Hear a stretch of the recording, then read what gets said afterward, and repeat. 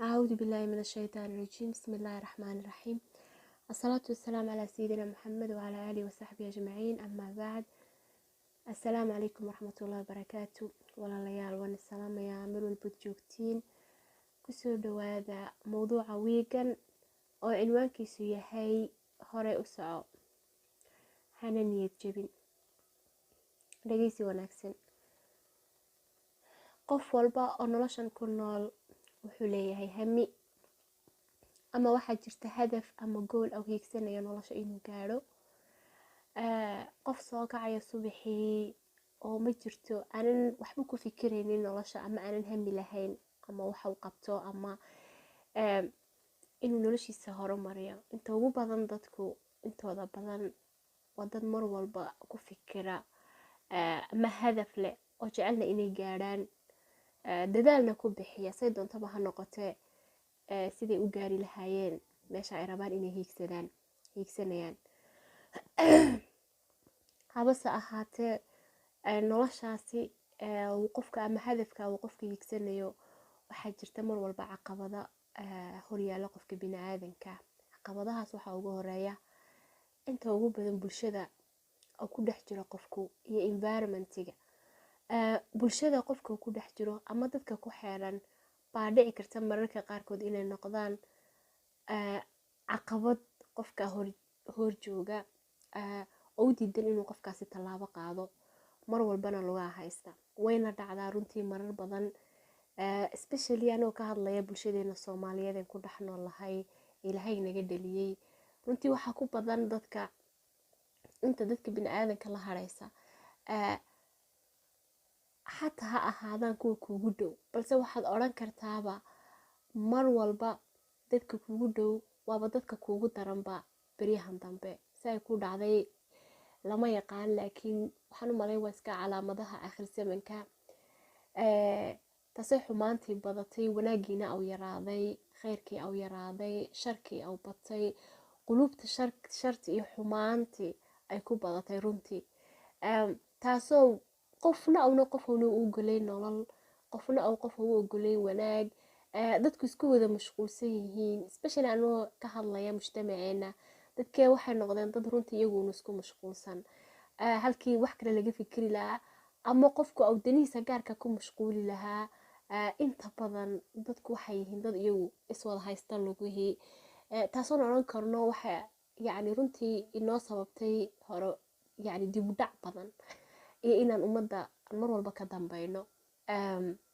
waayo markuu qof walaalkii ku mashquulsan yahay, reer kale ku mashquulsan yahay, qolo kale ku mashquulsan tahay, ilaa xagga sare aad ka gaadhaysid ummad saa iskugu wada mashquulsan, oo qof walba uu leeyahay hebel inuu meel gaarin, heblaayo inay meel gaarin, reerkaasi inayna meel gaarin, reerka kale inay meel gaarin.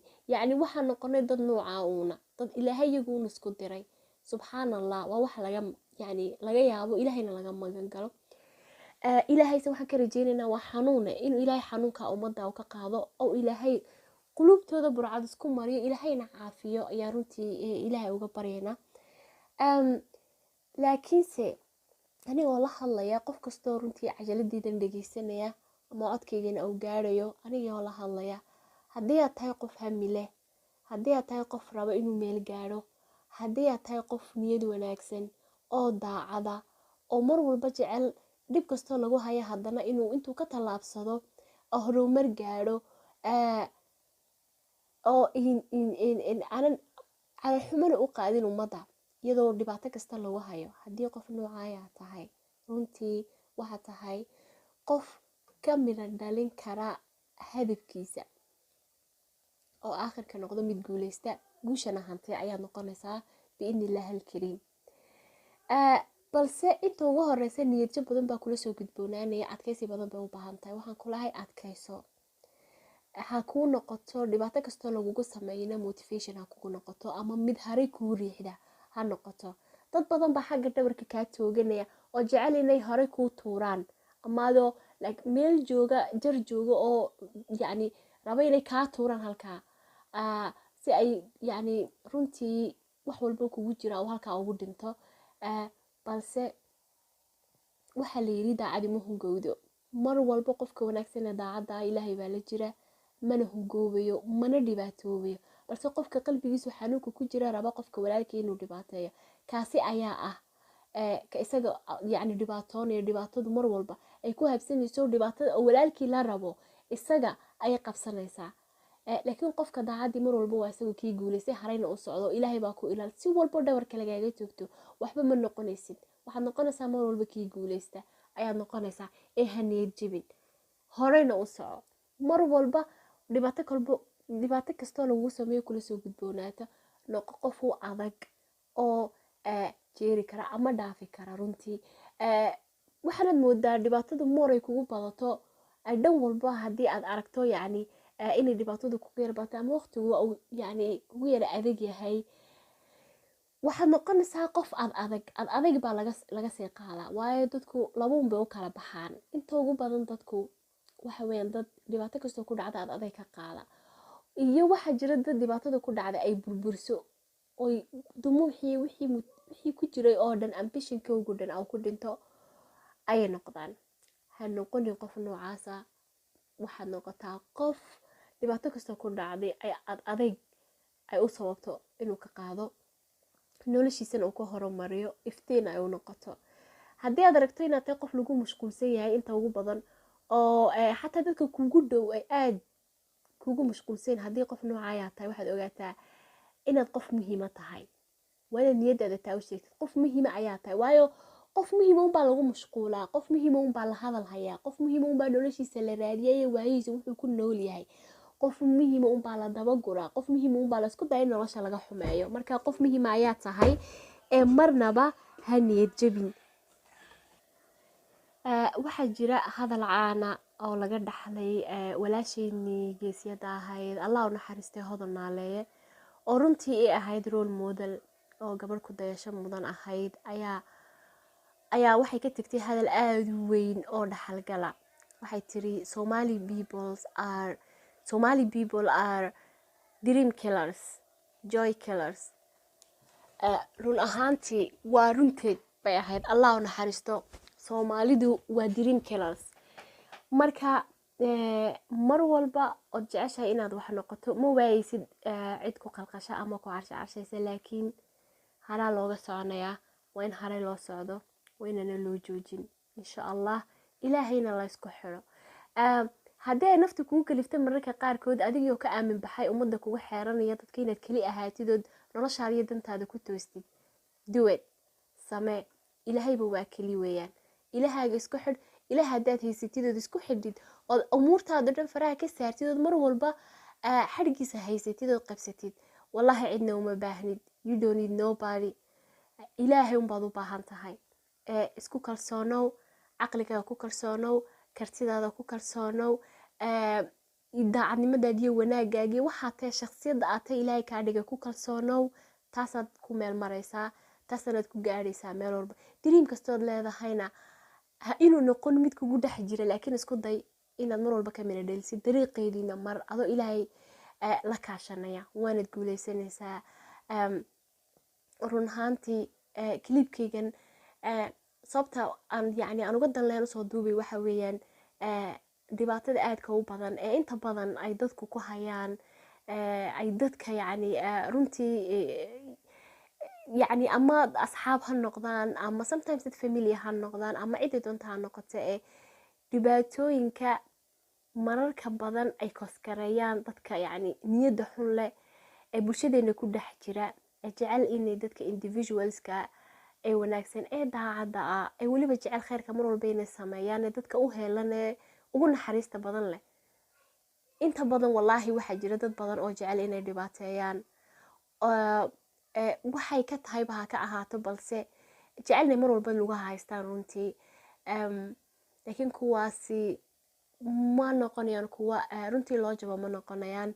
mar walba haraa loo soconayaa, mar walba guusha haddii waxaa la yiri mar walba noqo qof dayaxa hiigsada, inuu dayaxa gaadho de.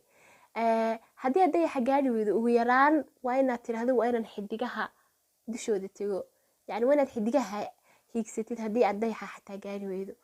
marka hamigaagu mar walba ha sareeya nolosha inta la nool yahayba waa wax yar adduunyada inta la nool yahay yani qofku waa inuu dadaal la yimaado aakhirana waa inaa loo shaqaysto oo halka ugu sarreysa iyadana la higsado inaa janno la galo taana lagu galayo yani xadhigga ilaahi la haysto awaamirtii ilaahay naseeyay oo dhan oo la qaato wixii ilaahay inoo diiday oo dhan oo laga tego marka wax walba hadduu qofku au yahay qof ilaahay ku xidhan waxba kama xumaanayaan midda kale raba inaan ku biiriyo waxa weeyaan ha noqonin qof cid walba aamina runtii dunida maanta isku halayn ma laha cid la aaminayo ma jirto waayo waxaa jirta proverb baa english baa yidhaahda yani cidna ha isku halayn ama cidna yani yani kalsooni buuxda ha siin waayo harkaaguba markuu dhulku madow yahay uu kaa tegaa yani harkaagaba markaad meel madow ku jirta ma arkaysid yani harkaagudu heelka laahidba ma arkaysid markaad meel madow ku jirta marka dadka bini'aadamkuna waa saa dadkuna waxay u badan yihiin indha ku garaadle inta ugu badan mararka qaarkood markaad ugu baahida badan tahay bana dad iska garab arkaynin mararka aanad u baahnayn waxaad arkaysaa dad badan baad iska garab arkaysaa marka bini'aadamkaaba saa u samaysan marka kalsoonidaada 100% qofna ha siinin just naftaadun ku kalsoonow haddii aad dumuuxaaga inaad gaadho ay ku hayso xataa seen hore usoo sheegay inaad keli ahaatid be yourself be keligaa noqo adoo ilaahay la kaashanaya wax walba waad gaadhaysaa waxyaaba badanoo nolosha kasoo barta ayaa taasa in bini'aadamka una isku halayn lahayn dadka maantood weliba moodid runtii inay beentii khiyaamadii ay ku badatay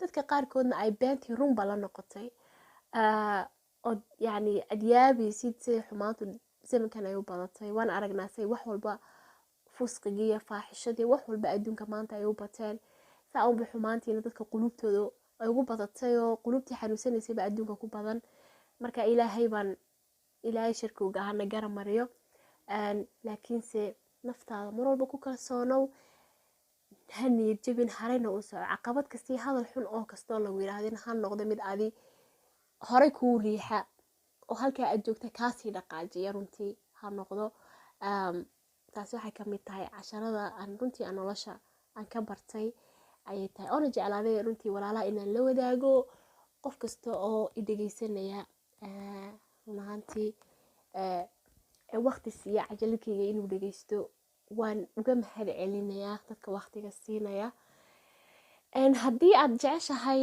in mawaadiic noocan oo kale aan soo bandhiga ama aan ka hadlo inta badanka ama mawaadiicdan soo geliyaba haddii ku cajabiyaan fadlan la wadaag asxaabtaada channelkana subscribe dhe insha allah intaan wiiga dambe aan hawada dib ugu kulmayno insha allah waxaan niga tegayaa saa iyo nabadgelyo iyo nooli kulanteen iyo amaano allah iyo guul iyo gobonimo yaan u rajeynaya ummadda soomaaliyeed meel walba adduunka ka joogaan ilaahay mar walba ku xumaa iska reebo wanaagis faranahay naga dhigo asalaamu calaykum waraxmatullaahi wabarakaatu